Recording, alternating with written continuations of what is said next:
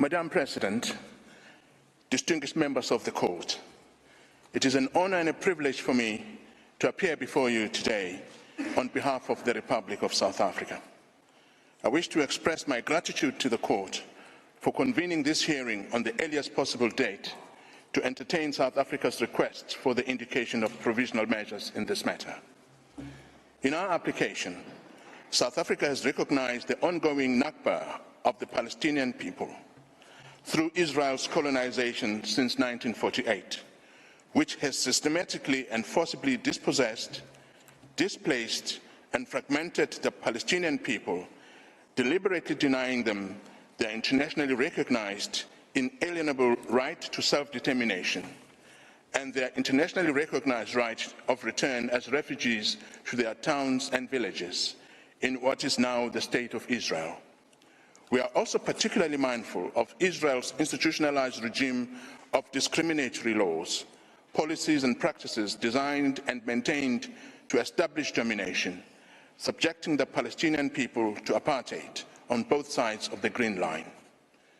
Decades-long impunity for widespread and systematic human rights violations has emboldened Israel in its recurrence and intensification of international crimes in Palestine. At the outset, South Africa acknowledges that the genocidal acts and omissions by the State of Israel inevitably form part of a continuum of illegal acts perpetrated against the Palestinian people since 1948. The application places Israel's genocidal acts and omissions within the broader context of Israel's 75-year apartheid, 56-year occupation, and 16-year siege imposed on the Gaza Strip, a siege which itself has been described by the director of UNRWA Affairs in Gaza as a silent killer of people.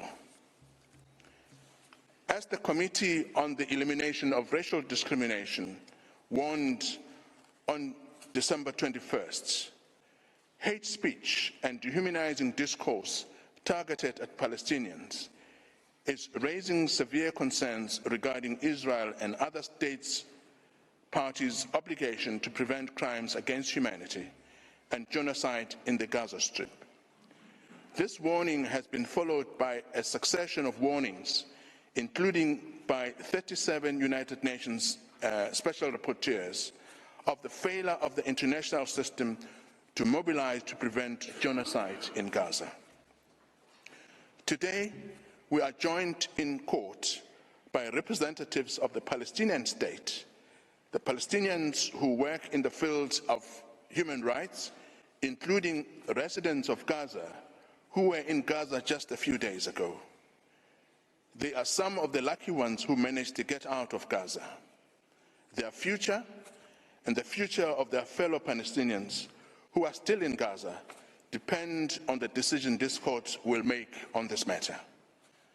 With the leave of the court, I now call upon His Excellency, Mr. Ronald Lamola, Minister of Justice of the Republic of South Africa, to make South Africa's substantive opening remarks. I thank the agent of South Africa for his statement, and I now invite the Minister of Justice and Correctional Services for the Republic of South Africa, His Excellency Mr. Ronald Lamola, to take the floor. You have the floor, Excellency. Thank you, Madam President, and distinguished members of the court. It is an honor for me to stand here in front of you on behalf of the Republic of South Africa on this exceptional case. In extending our hands across the miles to the people of Palestine, we do so in full knowledge that we are part of a humanity that is at one. These were the words of our founding president, Nelson Mandela. This is the spirit in which South Africa acceded to the Convention on the Prevention and Punishment of Crime of Genocide in 1998. This is the spirit in which we approach this court. As a contracting party to the Convention, this is a commitment we owe to the people of Palestine and Israelis alike. As previously mentioned, the violence and the destruction in Palestine and Israel did not begin on the 7th of October 2023. The Palestinians have experienced systematic oppression and violence for the last 76 years. On 6 October 2023, and every day since October the 7th, 2023. In the Gaza Strip, at least since 2004, Israel continues to exercise control over the airspace, territorial waters, land crossing, water, electricity, and civilian infrastructure, as well as over key government functions. Entry and exit by air and sea to Gaza is strictly prohibited, with Israel operating the only 2 crossing points. Given that continuing effective control by Israel and over the territory of Gaza, Israel is still considered by the international community to be under belligerent occupation by Israel. South Africa unequivocally condemned the targeting of civilians by Hamas and other Palestinian armed groups and the taking of hostages on the 7th of October 2023, and has again expressly recorded this condemnation, mostly recently in its note verbal to Israel on the 21st of December 2023. That said, no armed attack on a state territory, no matter how serious, even an attack involving atrocity crimes, can provide any justification for or defense to breaches to the convention, whether as a matter of law or morality. Israel's response to the 7th of October 2023 attack has crossed this line and give rise to the breaches of the convention. Faced with such evidence and our duty to do what we can do to prevent genocide, as contained in Article 1 of the convention, the South African government initiated this case. South Africa welcomes the fact that Israel has engaged with the case in order to have the matter resolved by the court, after careful and objective consideration of the facts and submission put before it, as the parties to the convention have intended.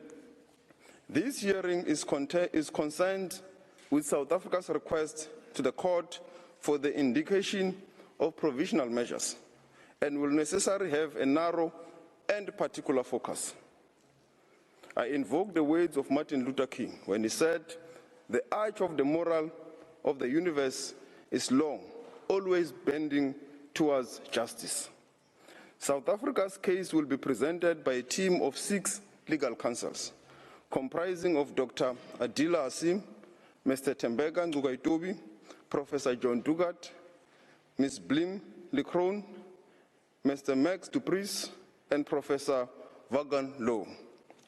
Dr. Adila Hasim, Senior Counsel, will provide an overview of the risk of genocidal acts in the perpetual vulnerability to acts of genocide. Mr. Tembeka Ngcukaitobi, Senior Counsel, will examine Israel's alleged genocidal intent. Professor John Dugat, Senior Counsel, will focus on the prima facie jurisdiction. Professor Max du Plessis, Senior Counsel, will discuss the various rights currently under threat. Blinny Crowell, King's Counsel, will present the argument of agency and potential irreparable harm. And Professor Vaughan Low, King's Counsel, will speak on the provisional measures. I now request, Madam President, the court to call on Dr. Hasim. I thank you. His Excellency, Mr. Lamola, and I now invite Ms. Adila Hasim to address the court. You have the floor, Madam.